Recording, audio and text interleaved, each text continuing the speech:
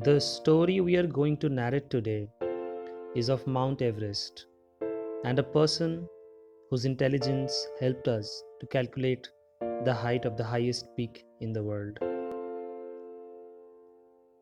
It was in the year 1851. After working for the Great Trigonometric Survey as a computer for 20 years in Dehradun, Radhanath Sikdar returned to Calcutta as the chief computer of GTS and the superintendent of meteorological department.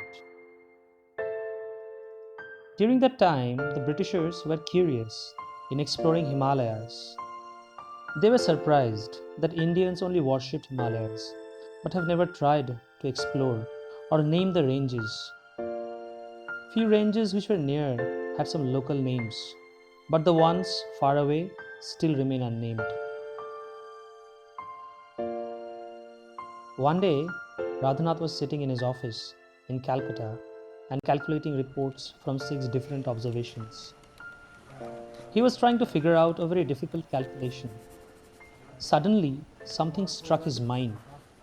He jumped up on his seat. Are, what is this? What am I looking at? Six different centers, and all of them give the same results. How is this? How is this possible? In front of his eyes, he could see a peak rising above the clouds and touching the sky. He took all the reports and rushed to his senior, Colonel Andrew Waugh. What happened, Radhanath? Are you all right? Mr. Waugh, you need to see this right now. We have most probably discovered the highest in the world. What are you saying? What are these documents in your hand? Show me. Radhanath spread the documents in the table. See, sir, see this peak number 15? Yes, what happened to it? What made you so excited about it? Sir, from 6 different centers, the observations are coming the same. Read this report from Nicholson. He couldn't realize that he's observing for last 3 years. But I still didn't get your point, Sikdar. Sir, we have discovered the highest peak in the world. My goodness, what are you saying? Please, show me the calculations.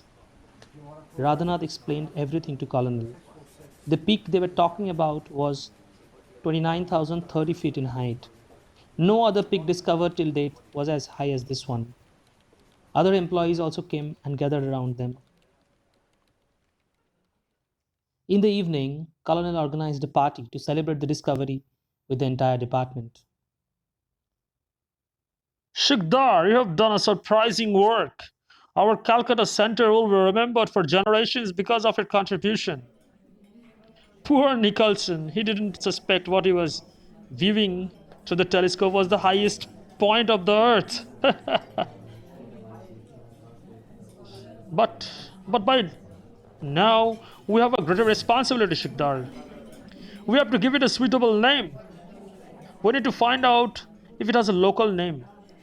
See, if there is one, then no need to change it. Let's not play with the emotions of the people. Already there is so much of problem. Sir, I have traveled these places looking for these anonymous peaks. I can assure you, local people are not aware of the highest peak at all. Then we should give it a name. Everyone in the world will know about this peak now. We need to name it immediately before the information spreads out. Anyone have any suggestions? Sir, I have a proposal. Yes, Sikdar, tell me, what is your proposal? Sir, George Everest was my teacher and guide. From him, I have learned all these mathematical skills. Even he did a lot of things for this department. He has also changed many scientific research methods, which are now used widely.